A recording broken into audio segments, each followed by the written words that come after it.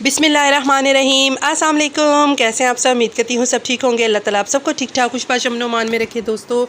और जी मैं भी थोड़ी सी ठीक हूँ क्योंकि आज थोड़ी सी तबीयत गड़बड़ हुई है, गला ख़राब और फ्लू है। ये तो इस मौसम की ख़ास सौगात है। इस मिक्स मौसम में गला ना ख़राब हो, फ्लू ना लगे, ये तो हो नहीं सकता।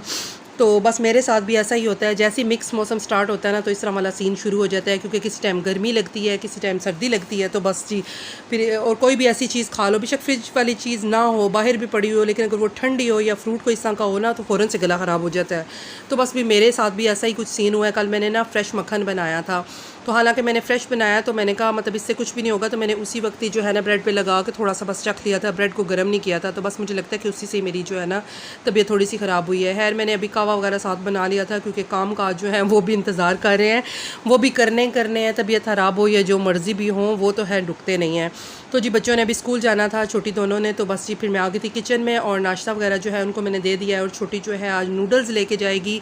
तो बस जी नूडल्स क्योंकि फटाफट बन जाते हैं तो अच्छा लगता है कि सुबह के फटाफट कोई ऐसी चीज़ हो, तबीयत ख़राब हो ना तो फिर दिल करता है कि कोई फटाफट से बन जाने वाली चीज़ ही हो। वैसे ही होता है कि नूडल्स अगर मैं बनाऊँ ना तो कभी नूडल्स के कबाब बना लेती होती हूँ, कभी नूडल्स के अंदर सब्जियाँ वगैरह डाल के, चिकन वगैरह डाल के बना लेती होती हूँ, तो थोड़े डिफरेंट लगते हैं। लेकिन है इसको ना सिंपल से नूडल्स जो है वो सबसे इसके फेवरेट है। सूपी नूडल्स जो है वो इसके फेवरेट है। लेकिन अभी जो है मैं सूप वाले नहीं बना रही, घर में होती है तो फिर खा लेती है, लेकिन स्कूल में नहीं लेके जा सकती, क्योंकि आपको पता है कि लंच बॉक्स जो है फिर उलट पुलट होता है, बैग उलट पुलट होता है। तो फिर ये है कि सारी बुक्स वगैरह भी इससे गीली हो जाएंगी, सूप वगैरह गिरेगा। तो इस वजह से जितना मर्जी भी लंच बॉक्स को टाइट करो ना तो कहीं ना कहीं से फिर हो जाता है। तो इस वजह से फिर मैं ना ड्राई नूडल्स बनाती हूँ स्कूल के लिए। तो जी बच्चे चले गए थे स्कूल और यहाँ पे जी मैं अपना नाश्ता करने लगी थी। तो जी बाकी सब जो है वो कर रहे हैं और यहाँ पे चाय मेरे से थोड़ी सी गिर गई है। अच्छा एक हाथ में मैंने फ़ोन पकड़ा हुआ है ना और एक हाथ से मैंने फिर देगची भी पकड़ी हुई है। और देगची भी जो थी ना चाय वाली वो मुझे मिली नहीं है। वो हैंडल वाली थी ना तो वो आराम से कैरी हो सकती है, तो हैंडल वाली मुझे मिली नहीं। वो पता नहीं गंदी हुई थी, पहले नाश्ता बनाया तो वो गंदी हुई पड़ी थी, तो मैंने उसको धोया नहीं। मैंने कहा बाकी सबके लिए बना लेते तो फिर इकट्ठे धो लेते, तो फिर मैंने दूसरी वाली देगची ले ली। तो बस चाय मैंने साफ़ कर दी है और अब जी अपना पराठा वगैरह भी बना लिया और अब ऑमलेट बनाया मैंने। तो अब जी मैं अपना नाश्ता करूँगी और साथ ही जी बच्चियाँ भी उठ गई हैं। बड़ी दो जो होती हैं वो आपको बताया था मैंने घर ही होती हैं आजकल, तो फिर वो भी उठ के अपना अपना नाश्ता वगैरह ले लेती हैं। ज़्यादा हैवी नहीं, बस पराठे वगैरह मैंने बना दिए। अब जिससे पराठा लेना पराठा लेगा, जिससे ब्रेड लेनी वो ब्रेड लेगी। तो नाश्ता वगैरह करने के बाद जी नीचे का बस काम जो है वो छोटा मोटा निपटाया मैंने किचन का, क्योंकि सफाई वगैरह जो बच्चियाँ कर रही हैं। तो फिर मैं आ गई थी ऊपर, क्योंकि आज जो था ना मैंने कपड़े निकालने थे। तो खैर इस काम को करने के लिए भी मुझे अच्छा खासा टाइम लग गया। आज छोटी वाली ने स्कूल से जल्दी आना था, क्योंकि आज उसकी तबीयत भी थोड़ी ठीक नहीं थी। क्योंकि कल ऐसा हुआ है ना कि छुट्टी टाइम जब वो घर आने लगी है ना तो स्कूल के गेट के पास ही वो खुरदरी सी थोड़ी जगह थी, तो पता नहीं उसको बच्चों का धक्का लगा है या क्या, तो गिरी है वहाँ पे, तो उसके घुटने पे जो है ना चोट लग गई थी। तो ट्राउज़र जो था वो भी घुटने से उसका अच्छा खासा फट गया था। तो अभी मैंने वो भी उसका देखना था, हालांकि वो रिपेयर वाला तो नहीं रहा था, बिल्कुल ही बेकार हो गया था, क्योंकि अच्छा खासा जो है ना उस पर सुराख हो गया था, वो किसी काबिल ही नहीं रहा। तो फिर मैंने खैर कहा चलें अब ट्राउज़र की कुर्बानी की तो खैर है, लेकिन यह कि उसका घुटना ठीक हो जाए। तो फिर जब आई है स्कूल से तो उस वक्त जो उसने रोना डाला है ना, कसम से मेरे तो हाथ पाँव पड़ गया। मैंने कहा पता नहीं क्या हुआ है इसके साथ। तो फिर उसने बताया कि मामा ऐसे मैं गिर गई थी। वैसे भी जो छोटे बच्चे होते हैं ना वो लाडले ही होते हैं, चाहे वो एज में बड़े भी हो जाए ना, लेकिन फिर भी वो लाडले ही होते हैं। तो बस इसके साथ भी यही वाला हिसाब है। तो खैर मैंने ट्यूब वगैरह उसको लगा के पॉलीफैक्स, और फिर उसके ऊपर मैंने गर्म पट्टी लपेट दी थी, तो थोड़ा सुकून आया था। वैसे भी जब ये थोड़ा सा ठंडा मौसम होता है ना, इसमें किसी जगह पे भी लगे, ख़ास तौर पे अगर हड्डी वगैरह पे लगे ना तो उसमें दर्द भी बहुत होती है। तो वो बिल्कुल उसकी ना घुटने वाली साइड थी, तो वहाँ पे हड्डी पे उसको लगी थी। तो ऐसे जिस तरह घसीट के निशान नहीं होते, इस तरह करके लगी थी। तो आज मेरा दिल तो नहीं था उसको स्कूल भेजने को, लेकिन ये था कि उसके एग्ज़ाम्स वगैरह स्टार्ट होने वाले हैं, तो इस वजह से फिर मैंने उसको स्कूल भेज दिया था, मेडिसिन वगैरह दे के ना स्कूल भेज दिया था। साथ ये था कि शुक्र है कि चल पा रही थी, अगर कोई इस तरह का मसला होता कि चलने ना होता या कुछ इस तरह, तो फिर ज़्यादा इशू होता। तो फिर मैंने जो है ना उसकी छुट्टी जो है जल्दी करवा ली थी। तो आज जो है वो तकरीबन 12:30 बजे तक आ गई थी और काम जो था शुक्र है सारा उसको मिल गया था। तो अभी जो है मैं ऊपर आई हुई थी, मैंने कहा कपड़े वगैरह निकालूं। और ये कपड़ों का काम जो है ना सबसे मुश्किल होता है। जैसे ही सीज़न चेंज होता है ना, एक दफ़ा कपड़े जी, जैसे सर्दियाँ आती हैं जी सर्दियों के कपड़े निकालो, गर्मियाँ आती हैं जी गर्मियों के कपड़े निकालो। तो बस यही वाला सीन कुछ चल रहा है। तो मैंने सारे कपड़े निकाले हैं और जैसे ही जो है ना एक ही बारिश आना की हुई है, अभी तक एक ही बारिश हुई है, अभी सर्दी बहुत ज़्यादा स्टार्ट नहीं हुई है। अभी भी पंखे जो हैं बीच में हमारे घर तो लगते हैं, आपके घर पता नहीं लगते हैं या नहीं लगते, लेकिन हमारे घर जो है ना पंखे मच्छरों की वजह से हम लगाते हैं। और दूसरा बिल्कुल जो है ना क्योंकि प्रॉपर वे में अभी मौसम जो है वो चेंज नहीं हुआ, तो अभी मिक्स ही चल रहा है। तो लेकिन जैसे ही मौसम चेंज होता है तो फिर ये सारा काम तो करना ही होता है। और मेरे हस्बैंड को जो है ना वो सबसे पहले सर्दी लगती है, क्योंकि वो मोटर बाइक पे जाते हैं ना काम पे। तो फिर मुझे कह रहे थे कि मेरी ना एक पतली सी स्वेटर निकाल दो या फिर गर्म चादर वगैरह निकाल दो। तो जब मैंने फिर वो निकालने के चक्कर में मैंने फिर बाकी सारे कपड़े भी निकाल लिए हैं। मैंने कहा एक ही दफ़ा पेटी खोलती हूँ तो सारे कपड़े निकाल लेती हूँ और इनको धूप भी लगवा लेती हूँ। तो स्वेटरों और जैकेटों को तो मैंने बाहर रख दिया था धूप लगाने के लिए, और बाकी कपड़े जो हैं ये देखें अंदर पूरा लंडा बाज़ार खुला हुआ है, तो सारे कपड़े बस बिखरे हुए हैं। अब इनको समेटना भी है और अभी अलमारियों से जो है ना गर्मियों के कपड़े वो सारे भी निकालने हैं। तो अभी मुझे समझ भी नहीं आ रही, क्योंकि मौसम जो है ना मिक्स ही चल रहा है। किसी टाइम जो है वो गर्मी वाले कपड़े पहने जाते हैं और किसी टाइम जो है वो दिल करता है कि शॉल वगैरह या स्वेटर वगैरह हर कुछ लो। तो अभी तो कुछ समझ नहीं आ रही, और इसी समझ की वजह से मुझे पता है कि पूरा हफ़्ता जो है ना मेरे कमरे में इसी तरह कबाड़ मचा रहना है। तो जो पेटी है मेरी वो भी मेरे रूम के अंदर ही है, क्योंकि हमारे घर में ना स्टोर का अच्छा खासा इशू है। इसके स्टोर रूम नहीं है हमारे घर में, ना ऊपर वाले पोर्शन में ना नीचे। तो पता नहीं क्यों, मुझे समझ नहीं आती कि स्टोर इन्होंने क्यों नहीं था बनवाया। अभी मैं अपने हस्बैंड को कह रही थी, मैंने कहा थोड़ी सी कोशिश करें तो एक स्टोर बना दे, क्योंकि कमरे के अंदर ही पेटी और बाकी इतनी ज़्यादा चीज़ें हैं जिनको मैंने कमरे के अंदर एडजस्ट किया हुआ, तो मुझे अच्छी खासी प्रॉब्लम होती है।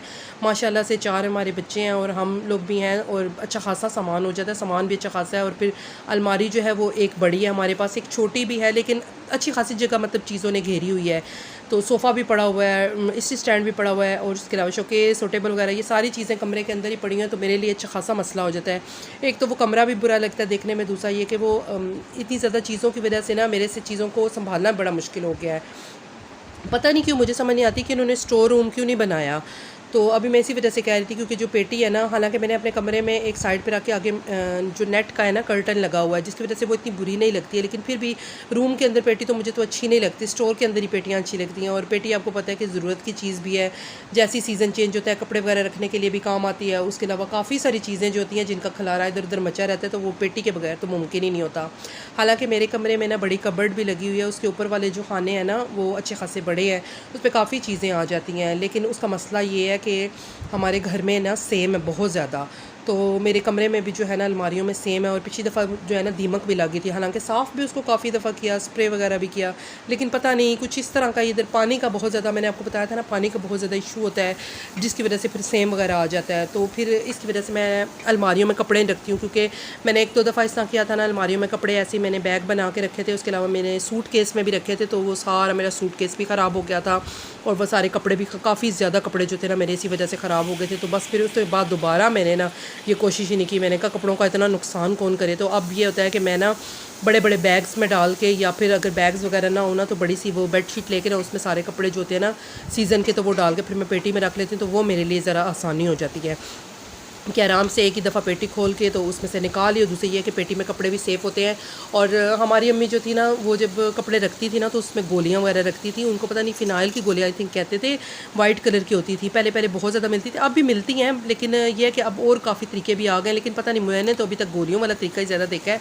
तो वो अम्मी कपड़े में बांध के ना तो वो कपड़ों के अंदर ना रख देती थी, तो उसकी वजह से कपड़ों में कीड़ा नहीं लगता था, कपड़े ख़राब नहीं होते थे।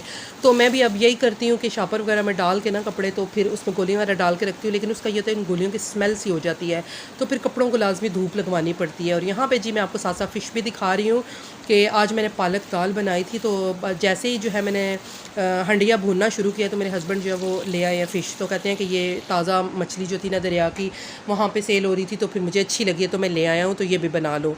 तो फिर मैं अब इतनी थकी हुई थी, ऊपर भी सारा काम निपटा के आई थी, फिर किचन का भी कर रही थी, और अभी बर्तन भी काफ़ी ज़्यादा धोए थे, तो मैं थक गई थी, लेकिन मेरा दिल नहीं कर रहा था, लेकिन है फरमाइश तो पूरी करनी होती है। तो फिर जी मैंने फ़िश मसाला जो है शुक्र है साथ ही ले आए थे, वो मैंने मसाला डाल लिया था फ़िश के ऊपर। बस मछली अच्छी खासी थी, मेरे ख्याल में होगी कोई 3 किलो या 2.5 किलो कुछ होगी, काफ़ी ज़्यादा थी। तो उसमें ये 2 पैकेट मैंने डाल लिए थे, और थोड़ा सा बेसन डाला था, और साथ ही जो है थोड़ा सा घी डालूंगी, और इसको अच्छे तरीके से मिक्स करके तो मैं रख दूँगी। अच्छा, मैरिनेट करने के लिए वैसे अगर आप 1-2 घंटे रखें ना तो ज़्यादा मज़े की बनती है, लेकिन अभी क्योंकि मैरिनेशन का टाइम नहीं था तो मैंने बस 15 मिनट इसको मसाला वगैरह लगा के रखा है। लेकिन ये उसके बाद भी फ्राई किया, तो क्योंकि ये ताज़ी मछली थी ना तो इसका टेस्ट बहुत अच्छा था। तो अभी इसको मैं मसाला लगा के तो थोड़ी देर के लिए रख देती हूँ। हाँ, अदरक लहसन का पेस्ट भी मैंने डाला था, वो तो खैर मस्ट है, उसके बगैर तो खैर मछली बनती नहीं है, क्योंकि स्मेल जो है इसकी वो अदरक लहसन से ही ख़त्म होती है। तो वो भी मैंने जो है पीस के इसके अंदर डाल लिया था। तो यहाँ पे जी मैरिनेट हो गई है। अब इसको मैं आधी को बना लूँगी और आधी को रख दूँगी, क्योंकि अभी जितनी ज़रूरत है उतनी बनाऊँगी, और वैसे भी ये जितनी ज़्यादा मैरिनेट हुई होती है इतनी ज़्यादा मज़े की बनती है। तो यहाँ पर जी हमारा ऑयल हो रहा है फ्राई, और सालन जो था वो भी मेरा रेडी हो गया था। तो अभी बस मैं फ्राई करूँगी, क्योंकि जो सालन है ना वो बच्चे फ़िश का सालन इतना ज़्यादा पसंद नहीं नहीं करते। मैं जब बनाती हूँ ना, आपको मैंने शेयर किया था कि मैं ज़्यादातर फ़िश मसाला बनाती हूँ। फ्राई करनी हो तो फ्राई तो ऐसे ही कर लेती हूँ, लेकिन अगर मैंने सालन बनाना हो ना तो वो मसाला सेपरेट से बनाती हूँ। मैंने 2-3 दफ़ा आपके साथ पहले भी शेयर किया था। अगर आपने रेसिपी उसकी देखनी है तो मेरी दूसरी वीडियोज़ मौजूद हैं, उसमें आप चेक कर सकते हैं। उसका मैं लिंक जो है डिस्क्रिप्शन बॉक्स में डाल दूँगी, तो आपने अगर देखना है तो उसमें से देख सकते हैं। तो बच्चे जो है वो क्योंकि इतना ज़्यादा पसंद नहीं करते। अक्सर लोग जो होते हैं ना, उनको करी बनी हुई इसकी अच्छी लगती है, या शोरबे वाला सालन अच्छा लगता है, लेकिन पता नहीं क्यों मुझे पसंद है ना घर में किसी और को पसंद है।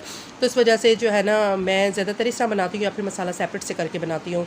तो अभी क्योंकि सालन मैंने पालक दाल वाला बना लिया था, इसलिए फिर मैंने साथ फ़िश जो है वो फ्राई कर ली थी कि ऐसी सेपरेट से खा लेंगे, और इसी तरह मज़े की लगती थी।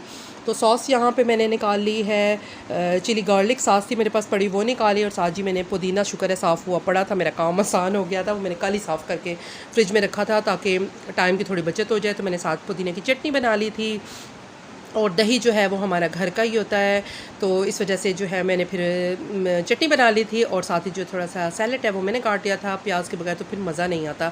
सैलेड हो ना फ़िश के साथ, चटनी सॉस वगैरह हो तो फिर मज़े की लगती है। तो चलिए जी, मैं सबको सर्व करती हूँ अंदर, और अभी आपको पालक दाल दिखाती हूँ। पालक दाल भी मेरी बहुत अच्छी बनी थी। तो ये है जी हमारी पालक दाल, बहुत यमी बनी थी। ये भी मैंने सब्ज़ मिर्चें शिर्चें डाल के तो इसको तड़का वगैरह लगा के तो इसको रखा था। तो चले जी, खाना वगैरह हमने खा लिया। मैं आ गई थी ऊपर, मैंने कहा चलें जो कपड़ों को धूप शूप लग गया अब इनको मैं समेटूँ। तो जो सारी जैकेटें स्वेटर वगैरह थी अभी तो क्योंकि इनकी ज़रूरत नहीं है, तो इसलिए मैंने इनको बैग्स बना के तो अभी पेटी के ऊपर रख दिया। और अभी यहाँ पर जो गर्म कपड़े हैं वो इंतज़ार कर रहे हैं कि कब ये मुझे समेटेगी। तो चलें जी, इनको बाद में समेटते हैं। और ये था जी मेरा आज का व्लॉग। उम्मीद है आपको पसंद आएगा। पसंद आए तो लाइक और शेयर ज़रूर कीजिएगा, और जिसने मेरे चैनल को सब्सक्राइब नहीं किया है प्लीज़ मेरे चैनल को सब्सक्राइब करें, लाइक करें, शेयर करें। ज़िंदगी रही तो फिर मिलेंगे नेक्स्ट वीडियो में, तब तक के लिए अल्लाह हाफिज़।